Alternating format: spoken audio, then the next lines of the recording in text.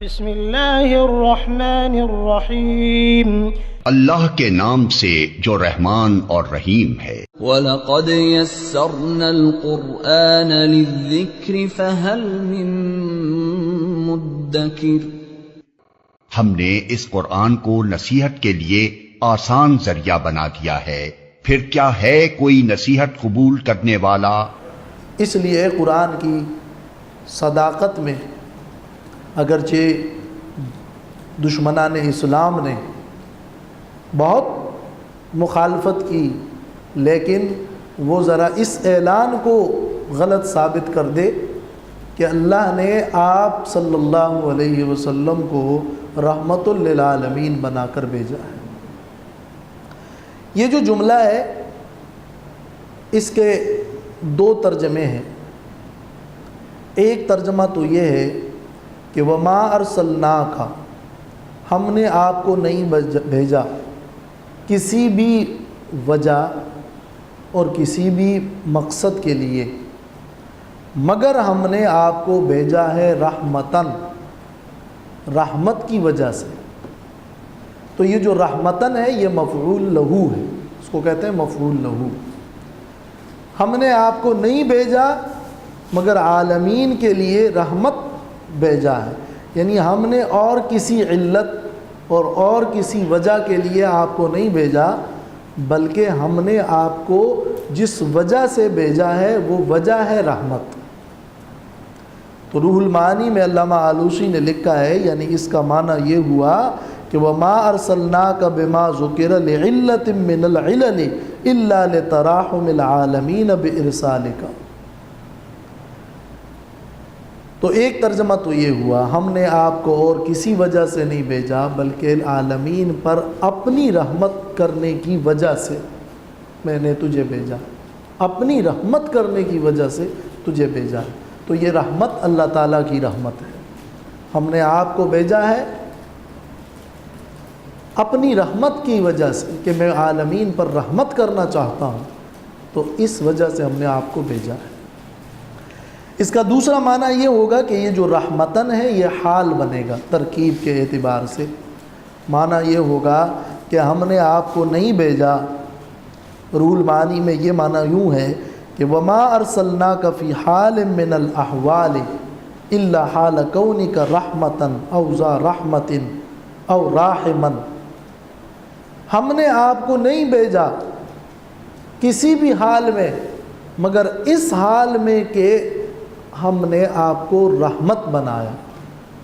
تو یہ رحمتاً جو ہے یہ حال ہوگا، یعنی آپ کی حالت ہی یہ ہے کہ آپ رحمت ہیں، آپ کا بھیجنا رحمت کی وجہ سے ہے، اور آپ کا بھیجنا آپ کو رحمت بنا کر ہے۔ یہ دو مطلب تو اس جملے کے پہلے آپ ذہن نشین کریں۔ دوم یہ کہ رحمت کسے کہتے ہیں؟ رحمت کہتے ہیں ایصال الخیر کو، رقت القلب کو، دل کی نرمی کو، کسی کو فائدہ پہنچانے کو، اور اس کو ہم اپنی زبان میں تعبیر کرتے ہیں مہربانی سے۔ کسی نے کسی کے ساتھ کوئی اچھائی کر دی تو کہتے ہیں بڑی مہربانی، کوئی بھی اچھائی کر دی تو بڑی مہربانی۔ اور اگر کوئی شخص بیمار تھا اور اسی پر پورے کنبے کا گزر بسر تھا اور کسی اچھے ڈاکٹر طبیب نے اس کا علاج کر دیا اور وہ صحت مند ہو گیا، تو کہتے ہیں بڑی مہربانی کہ اس نے اتنا کرم کیا اور اتنی خیر پہنچائی۔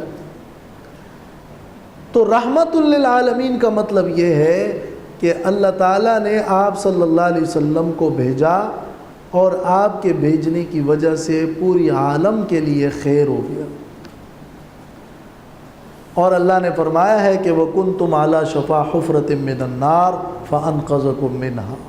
تم سب تو جہنم کے کنارے کھڑے تھے، ہم نے اپنے نبی صلی اللہ علیہ وسلم کو مبعوث فرما کر اور اسلام کو متعارف کرا کے تمہیں جہنم کے عذاب سے اور جہنم کے چنگل سے نجات دی۔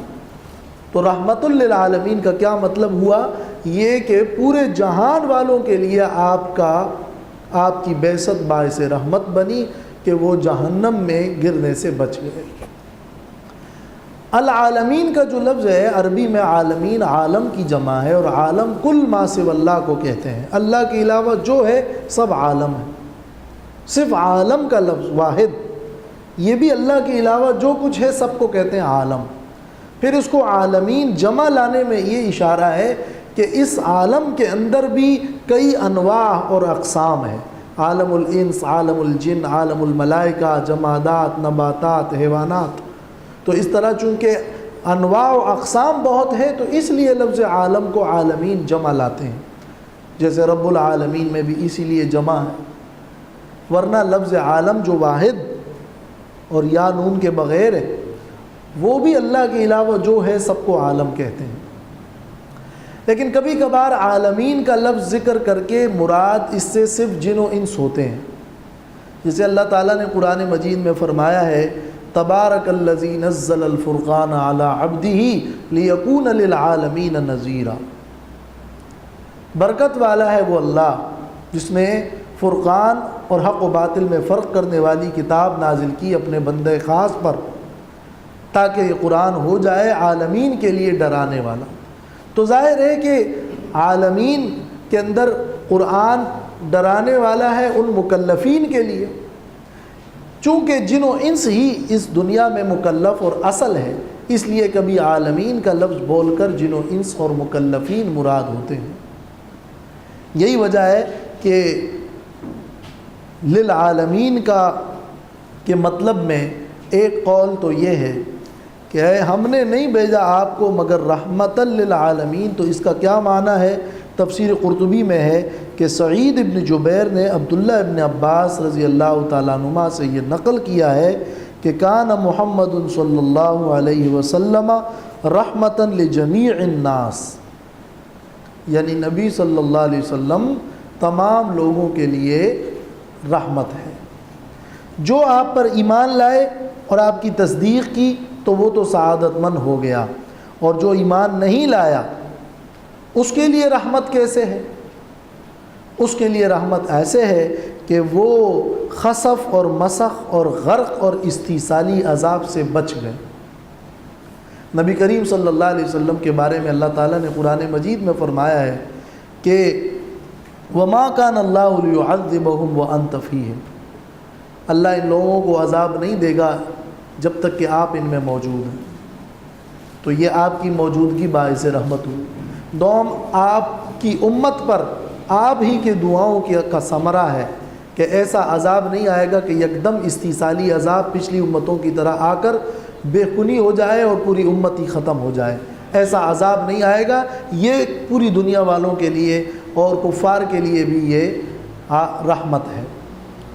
اور ایک معنی ابن زید سے مروی ہے کہ عالمین سے مراد خاص کر مومنین ہے، یہ ایک قول ہے جو ابن زید سے تفاسیر میں مروی ہے۔ ایک قول تو یہ ہے کہ تمام لوگ مراد ہیں، چاہے وہ کافر ہوں چاہے وہ مسلمان ہوں۔ روح المعانی میں علامہ آلوسی فرماتے ہیں کہ ظاہر یہ ہے کہ یہ کافروں کو بھی شامل ہے۔ علامہ ابن قیم نے بھی اس قول کو راجح قرار دیا ہے، یعنی آپ جن و انس اور تمام مکلفین کے لیے رحمت ہے۔ متبعین کے لیے آپ کی رحمت تو ظاہر ہے کہ دنیا اور آخرت کی بلائیاں حاصل کی، لیکن منکرین کے لیے بھی یہ رحمت ہے کہ ان پر خسف اور مسخ اور استیصالی عذاب نہیں آیا۔ اور آپ صلی اللہ علیہ وسلم رحمت للعالمین ہے، اس کا ایک تیسرا معنی بھی ہے جو روح المعانی میں اس کو بھی نقل کیا ہے۔ علامہ آلوسی فرماتے ہیں کہ وقیل المراد بالعالمین جمیع الخلق، یہ بھی ایک قول کیا گیا ہے کہ عالمین سے جمیع مخلوقات مراد ہے، تو آپ رحمت ہے جمیع مخلوقات کے لیے۔ پھر لکھا ہے کہ یہ اس لیے کہ فإن العالم ما سوى اللہ تعالی وصفاتہ جل شانہ، اس لیے کہ عالم نام ہی اس کا ہے کہ اللہ کے سوا سب عالم ہے، لہٰذا آپ صلی اللہ علیہ وسلم جمیع مخلوقات کے لیے رحمت ہے۔ یہ اس کا ایک تیسرا مفہوم ہے جو روح المعانی میں علامہ آلوسی نے نقل کیا ہے۔ پھر اس حوالے سے مفتاح السعادہ جو علامہ ابن قیم کی کتاب ہے، ان کے حوالے سے علامہ ابن قیم کی ایک بہترین تقریر نقل کی ہے۔ وہ یہ کہ امام ابن قیم فرماتے ہیں کہ انہو لولا النبوات لم یکن فی العالم علم نافع البتہ ولا عمل صالح ولا صلاح فی معیشت ولا قوام لمملکت ولکان الناس بمنزلۃ البہائم والسباع العادیہ والکلاب الزاریہ التي يعدو بعضها على بعض وكل خير في العالم فمن آثار النبوة وكل شر في العالم أو سيقع فبسبب خفاء آثار النبوة ودروسها فالعالم جسد وروحه النبوة ولا قيام للجسد بدون روحه۔ یعنی ابن قیم کا یہ قول علامہ آلوسی نے اپنی تفسیر میں اس آیت کے ذیل میں نقل کیا ہے کہ اگر نبوت نہ ہوتی تو عالم میں علم نافع بالکل نہ ہوتا، عمل صالح نہ ہوتا، معیشت کی اصلاح اور حکومت کا قوام نہ ہوتا، اور سارے لوگ جانوروں اور درندوں اور کتوں کی طرح زندگی گزارتے اور ایک دوسرے پر حملہ ور ہوتے۔ تو جو بھی خیر عالم میں ہے یہ نبوت کے اثرات ہیں، اور جو بھی شر عالم میں ہے یہ نبوت یا شر ہوگا، یہ نبوت کے آثار کے پوشیدگی اور مزمحل ہونے اور مٹنے کی وجہ سے۔ تو پورا عالم گویا ایک جسد ہے اور نبوت اس کی روح ہے، تو کسی بھی جسد اور جسم کے لیے بغیر روح کے کوئی قیام نہیں ہے۔ لہٰذا جب تک اس دنیا کے اندر شمس نبوت اور اس کا کوئی ایک بھی پرتو نہیں رہے گا اور کوئی بھی اللہ کہنے والا نہیں ہوگا تو قیامت قائم ہو جائے گی۔ اگلی تقریر کا حاصل یہ ہے، تو آپ صلی اللہ علیہ وسلم اس معنی میں رحمت للعالمین ہے کہ تمام مخلوقات کی بقا وہ نبوت سے ہے۔ بعض لوگ یہاں سے ایک عجیب منطقی استدلال کرتے ہیں جو غلط ہے، کہتے ہیں کہ آپ رحمت للعالمین ہے یعنی تمام مخلوقات کے لیے رحمت ہے، اور جب تمام مخلوقات کے لیے رحمت ہے تو عالم میں موجود ہر ذرے کے لیے رحمت ہے، اور جب ہر ذرے کے لیے رحمت ہے تو ہر ذرے کے بارے میں علم بھی ہے، اس لیے کہ جب علم نہیں ہوگا تو آپ اس پر رحمت کیسے کریں گے؟ رحمت کا علم کے ساتھ کوئی لزوم نہیں ہے۔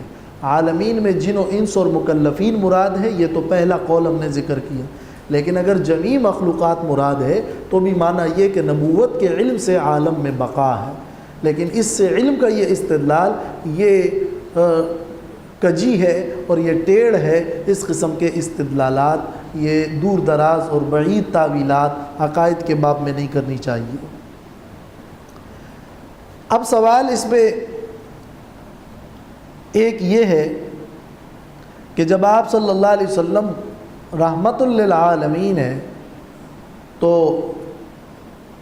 پھر ظاہر ہے کہ آپ کے اس دین میں کچھ احکام سخت بھی ہیں، قصاص بھی ہیں، جہاد بھی ہے، حدود بھی ہیں، تو وہ کس طرح رحمت ہے؟ ظاہر ہے کہ یہ تمام احکام اس لیے ہیں تاکہ فساد دفع ہو جائے، اور فساد کا دفع کرنا یہ باعث رحمت ہے، تو رحمت کی تکمیل اسی طرح ہوتی ہے۔ رسول اللہ صلی اللہ علیہ وسلم کا رحمت ہونا، اس کا ایک مطلب تو یہ ہے کہ یعنی اللہ نے آپ صلی اللہ علیہ وسلم کو رحمت والے اخلاق عطا فرمائے۔ قرآن رحمت اور آپ کے اخلاق رحمت، تو جو آپ پر وحی کا نزول ہوا وہ آپ کے عین مناسب اور مطابق تھا۔ کان خلقہ القرآن، اس لیے حضرت عائشہ رضی اللہ تعالیٰ عنہ فرماتی ہے کہ نبی کریم صلی اللہ علیہ وسلم کے اخلاق قرآن ہے۔ تو گویا آپ کے رحمت ہونے کا ایک معنی یہ کہ آپ کا نفس زکیہ وہ رحمت ہے، اور آپ کے اخلاق نہایت عمدہ ہے۔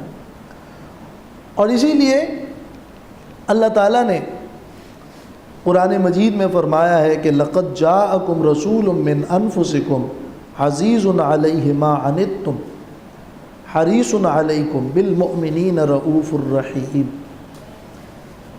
البتہ تحقیق کے ساتھ آیا ہے تمہارے پاس ایک عظیم الشان رسول جو تمہاری ہی جنس میں سے ہے، ان پر تمہاری تکلیف گراں ہے اور وہ تمہارے فائدوں پر حریص ہے اور ایمان والوں پر بڑے شفقت فرمانے والے مہربان ہے۔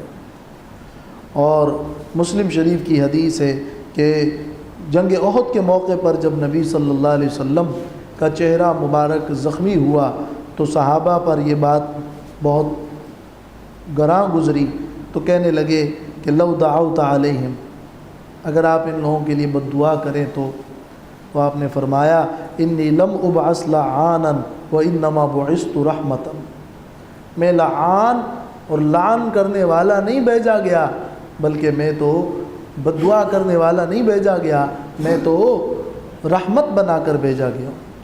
تو آپ کی بد دعا یا آپ کا وہ عمل جو کہ بظاہر دشمنوں کو پسپا کرنے اور جیسے جہاد اور قصاص اور حدود والے سخت احکام ہیں، یہ سب در حقیقت رحمت ہی کا سبب اور باعث اور ذریعہ ہے۔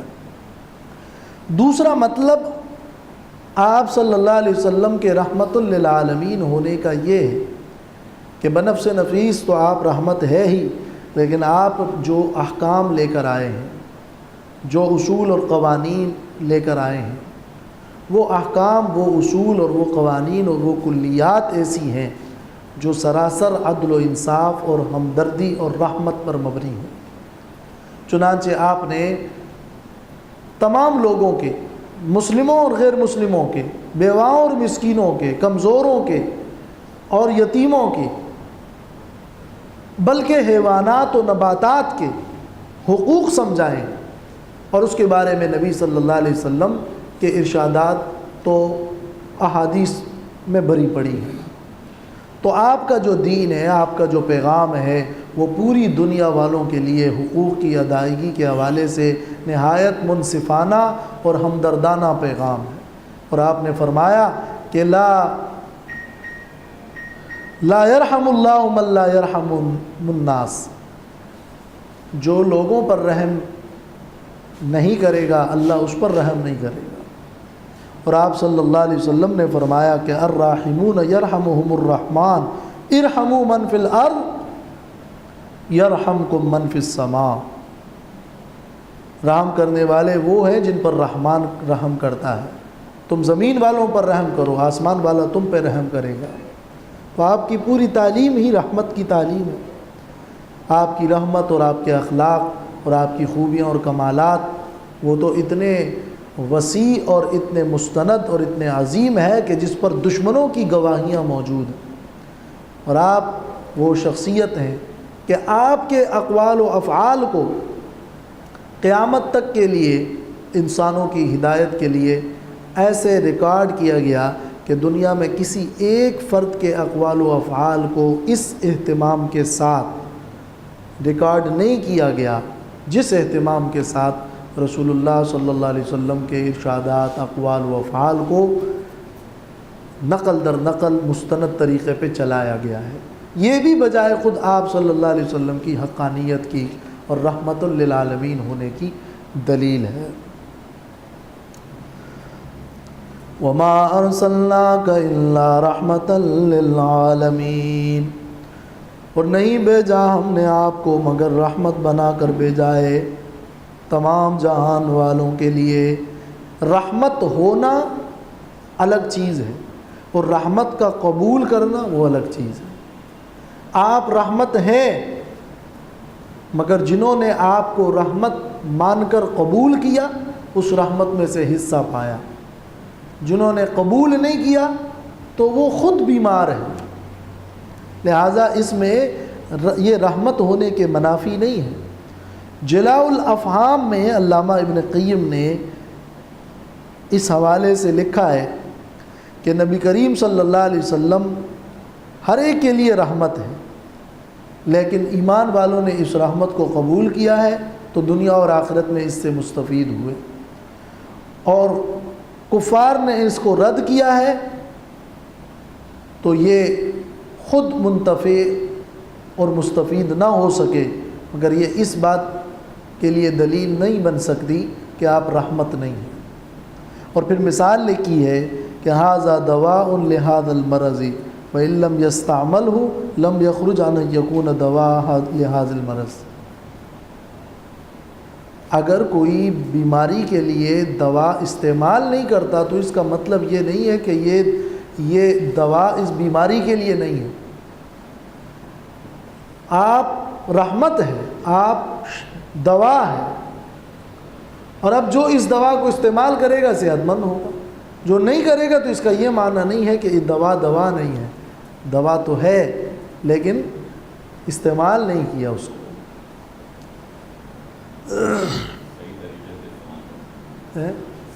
صحیح طریقے سے استعمال کرنا۔ قل انما یوحی الی انما الہکم الہ واحد، یہ دلیل وحی ہے۔ کہہ دیجئے بے شک مجھے وحی کی گئی ہے تمہارے شرک کے مقابلے میں، مجھے یہی وحی ہوئی ہے کہ بے شک تمہارا الہ ایک الہ ہے۔ چونکہ یہ اللہ کی الوہیت و توحید پورے دین کا حاصل اور نچوڑ ہے، اس لیے یہاں انما کا جملہ ہے کہ مجھے تو بس یہی وحی ہوئی ہے کہ اللہ کے علاوہ کوئی معبود نہیں، یا اس کو قصر قلب کہتے ہیں کہ تمہارے شرک کے مقابلے میں مجھے بس یہی وحی ہوئی ہے، اس شرک کی نہیں ہوئی ہے۔ فَهَلْ أَنْتُمْ مُسْلِمُونَ، تو کیا تم مسلمان ہو، یعنی المنقادون لتوحید اللہ، کیا تم تابع بنتا چاہتے ہو، یعنی بن جاؤ۔ یہ استفہام اصل میں حکم ہے، یعنی اسلموا۔ فَإِن تَوَلَّوْا، پس اگر ان لوگوں نے منہ موڑا، فَقُلْ آذَنْتُكُمْ عَلَىٰ سَوَاءٍ، تو کہہ دیجئے کہ میں نے تمہیں خبردار کر دیا علی سوا، برابر۔ برابر خبردار کیا کا ایک معنی یہ ہے کہ علی سوا یا علی سوا آذنتکم کا جو مفعول اول ہے یہ اس سے حال ہے۔ اصل میں یوں ہے کہ کہہ دیجئے آذنتکم، میں تمہیں خبردار کرتا ہوں اس سے جو مجھے وحی کی گئی ہے۔ فقد آذنتکم ما اوحی، جو وحی کی گئی ہے میں اس سے تمہیں خبردار کر رہا ہوں۔ اس حال میں کہ علی سوا، اس حال میں کہ تم برابر ہو، میں تم سب کو خبردار کر رہا ہوں، اور تم میں فلم افرق فی الابلاغ والبیان بینکم، بیان اور تبلیغ میں تمہارے درمیان کوئی فرق نہیں کرتا، تم سب کو میں نے ایک طرح ہی یہ دین اور یہ دعوت پہنچائی ہے۔ اور دوسرا معنی یہ ہے کہ یہ فاعل اور مفعول دونوں سے حال ہے، یعنی مستویاً انا وانتم فی العلم، میں اور تم علم میں اب برابر ہو۔ کیا مطلب؟ یعنی میں نے یہ مسئلہ اتنا صاف اور واضح بیان کر دیا ہے کہ اب جو مجھے پتہ تھا وہ میں نے تم تک بیان کر دیا۔ تو اعلیٰ سوا کا مطلب پورا بیان، واضح بیان، اور کسی تفریق کے بغیر سب تک میں نے یہ بات برابر پہنچائی۔ وَإِنْ أَدْرِي، اور میں نہیں جانتا، اقریب ام بعید ما توعدون، کیا یا قریب ہے یا دور ہے وہ جس کا تم سے وعدہ کیا گیا ہے، وعدہ کیا جاتا ہے۔ اتنا تو مجھے پتہ ہے کہ اگر تم نہیں مانو گے تو عذاب آئے گا، لیکن کب آئے گا متعین طور پر مجھے نہیں پتہ۔ کیوں نہیں پتہ؟ تفسیر کبیر اور مدارک میں ہے لأن اللہ لم یطلعنی علیہ، اس لیے کہ اللہ نے اس کی اطلاع مجھے نہیں دی۔ تفسیر خازن میں ہے کہ ما توعدون سے یوم القیامہ مراد ہے، یعنی یوم القیامت لا یعلمہ الا اللہ، وہ قیامت کب آئے گی وہ اللہ کے علاوہ کوئی نہیں جانتا۔ تفسیر روح المعانی میں ہے توعدون سے مراد غلبہ مسلمین اور دین کا ظہور اور غلبہ اور حشر، ان سب کا اللہ نے وعدہ کیا ہے، تو وہ ہوگا، ضرور ہوگا، مع کونہ آتیا لا محالہ، لیکن میں نہیں جانتا کہ متعین طور پر اس کا وقت کیا ہے، اس لیے کہ انہ یعلم الجہر، بے شک وہ اللہ ہی جانتا ہے الجہر من القول، ظاہری بات کو، وَيَعْلَمُ مَا تَكْتُمُونَ، اور جانتا ہے وہ جو تم چھپاتے ہو، وَإِنْ أَدْرِي، اور میں نہیں جانتا، لَعَلَّهُ، شاید کہ وہ تاخیر عذاب، ہو کا مرجع تاخیر العذاب ہے جو ماقبل سے مفہوم ہو رہا ہے، میں یہ نہیں جانتا کہ وہ عذاب کب متعین آئے گا، اور یہ بھی نہیں جانتا کہ تاخیر کی وجہ کیا ہے، اور شاید اس کی وجہ یہ ہو، لعلہ فتنۃ، شاید کہ وہ ایک امتحان ہو، امتحان جو مان جائیں ان کے لیے ایک امتحان ہوتا ہے کہ تاکہ وہ اس امتحان میں پاس ہو جائیں، لعلہ فتنۃ، شاید کہ وہ امتحان ہو لکم، تمہارے لیے، ومتاع الی حین، اور ایک فائدہ وقت مقررہ تک نہ ماننے والوں کے لیے۔ یہ دنیا کی ڈھیل ہے، یہاں فائدہ مل رہا ہے، تاخیر میں بس یہ کہ تمہیں ڈھیل مل رہی ہے۔ قال رب احکم بالحق، فرمایا، کہا نبی نے، اے میرے رب فیصلہ کر دیجئے حق کے ساتھ۔ جب ہدایت نہیں ہوئی اور ان تمام تر دلائل سامنے آ گئے، اور آخر صورت میں اس صورت کا خلاصہ آ گیا، اور وہ خلاصہ ہم نے شروع میں ذکر کر دیا تھا کہ آپ اور نبوت رحمت ہے اور لوگ غفلت میں ہیں، اور آپ کی دعوت توحید ہے، تو باوجود ان تمام تر بیانات کے اگر کوئی نہیں مانتا تو نبی نے یہ دعا بھی کی ہے کہ رب احکم بالحق، اے میرے رب حق کے ساتھ فیصلہ کر دیجیے۔ اور اللہ کا تو ہر حکم ہی حق ہے، لیکن بندہ طلب کرنے والا وہ اپنی رغبت ظاہر کرتا ہے، تو بالحق یعنی بحکمک الحق، اپنے اس حکم کا فیصلہ کر دیجئے جو حق ہے اور جو ہمیشہ حق ہوتا ہے۔ وَرَبُّنَا الرَّحْمَنُ الْمُسْتَعَانُ عَلَى مَا تَصِفُونَ، اور ہمارا رب رحمان ہے کہ اسی سے مدد طلب کی جائے گی ان باتوں کے مقابلے میں جو تم بیان کرتے ہو، جو تم مجھے جھٹلاتے ہو، جو تم طرح طرح کے اعتراضات کرتے ہو، اور یہ جو تم کہتے ہو کہ ہماری ہی فتح اور کامیابی ہوگی۔ تو جب نبی صلی اللہ علیہ وسلم نے یہ دعا کی تو پھر بدر میں وہ مارے گئے، اور اللہ نے اپنے نبی کی مدد کی، اور اس طرح کافر وہ مغلوب ہو گئے۔ تفسیر کبیر میں ہے کہ اللہ نے اس صورت کو اس آیت پر جو ختم کیا، اس میں اس طرف اشارہ ہے کہ لِأَنَّهُ علیہ السلام كَانَ قَدْ بَلَغَ فِي الْبَيَانِ الْغَایَةِ لَهُمْ وَبَلَغُ النِّهَایَةَ فِي أَذِیَّتِهِ وَتَکْذِیبِهِ، گویا آپ نے بیان میں انتہا کر دی اور لوگوں نے اذیت و تکذیب میں انتہا کر دی، تو اللہ کے نبی صلی اللہ علیہ وسلم نے یہ دعا کی۔ اللہ تعالیٰ سمجھنے اور عمل کی توفیق عطا فرمائے۔ وآخر دعوانا